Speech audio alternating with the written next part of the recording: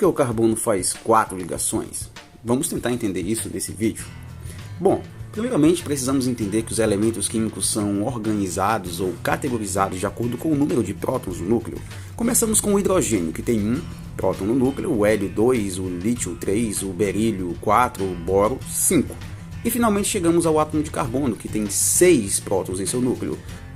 Vale lembrar que existem os isótopos de carbono, onde vai variar a quantidade de nêutrons no núcleo, mas basta que tenha 6 prótons no núcleo para que o átomo seja considerado como o átomo de carbono.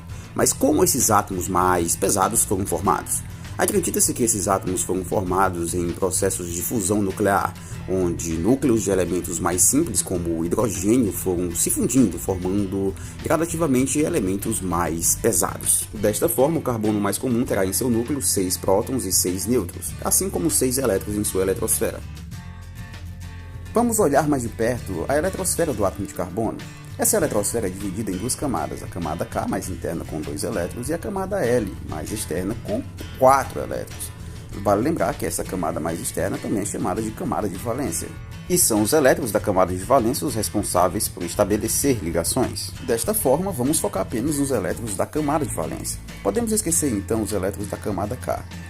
Temos então 4 elétrons na camada L. Agora suponhamos que a camada de valência seja quadrada. E podemos colocar os 4 elétrons, um de cada lado, de cada vez. Desta forma, teremos um elétron de cada lado do nosso quadrado. Esses elétrons que ficam solitários de um lado do nosso quadrado são chamados de elétrons desemparelhados. E os elétrons desemparelhados na química são capazes de estabelecer ligações covalentes por meio de compartilhamento de elétrons. Desta forma, o carbono é capaz de compartilhar até 4 elétrons, um para cada lado. E assim, os elétrons compartilhados por outros elementos irão completar o octeto do átomo de carbono, ou seja, o carbono terá 8 elétrons somando todos os lados do seu quadrado. Ressaltando que os elétrons que serão compartilhados sempre serão os elétrons da camada de valência, independente de ser o átomo de carbono. Desta forma, se soubermos a quantidade de elétrons na camada de valência, podemos fazer a previsão de quantas ligações um átomo é capaz de fazer. Isso para ligações covalentes normais. Há exceções a essa regra, obviamente. Outro fato curioso é que as ligações são estabelecidas por meio da fusão dos orbitais eletrônicos da camada de valência dos átomos. Eu sei, esse nome parece complicado demais. Então vamos nos ater que as ligações são formadas sempre por pares de elétrons. E os átomos estão sempre buscando preencher suas camadas. No caso do hidrogênio e do hélio, eles se satisfazem com 2 elétrons, porque possuem apenas a camada K. Já os outros átomos representativos, como carbono, hidrogênio, flúor, enfim, esses elementos buscam completar o seu octeto. E é claro que existem exceções a essa regra, mas geralmente o carbono faz 4 ligações.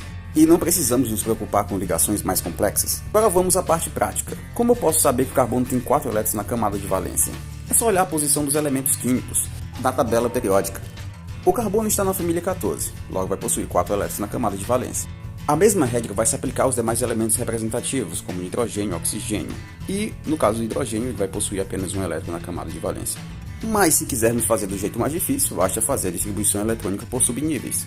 Você vai ver que a camada de valência é a camada L, e essa camada, somada os 2 elétrons do sp, será 4. Assim como já havíamos constatado apenas olhando a posição do elemento na tabela periódica. Podemos agora mais tranquilamente fazer as representações de Lewis, que consistem em representar os elétrons da camada de valência por pontos e colocá-los um de cada lado de cada vez. Quando fazemos isso, constatamos que o carbono pode fazer 4 ligações. Podemos aplicar o mesmo modelo para o átomo de oxigênio, que está lá na família 16 da tabela periódica. Fazendo a representação de Lewis para este elemento, colocando um elétron de cada lado de cada vez, podemos perceber que existem 2 elétrons desemparelhados, portanto o oxigênio é capaz de fazer até 2 ligações. Para o átomo de hidrogênio, podemos constatar que a representação de Lewis dele vai ficar apenas com um elétron desemparelhado, portanto ele fará apenas uma ligação. Sabendo até quantas ligações cada nômetro é capaz de fazer, podemos partir agora para as estruturas de Lewis. Podemos encarar essas representações como montagem de quebra-cabeça, onde basta encaixar cada elemento nas suas respectivas posições, até que cada elemento tenha a sua camada de valência completa, seja o dueto, no caso do hidrogênio, seja octeto, no caso dos elementos mais comuns, como carbono, hidrogênio, oxigênio, flúor. E a partir desses modelos podemos identificar a presença de ligações simples, duplas ou triplas. E é isso, pessoal. Se gostaram desse vídeo, deixe seu like e não se esqueça de se inscrever no canal. Na próxima aula, tentaremos fazer um vídeo sobre hibridização do átomo de carbono.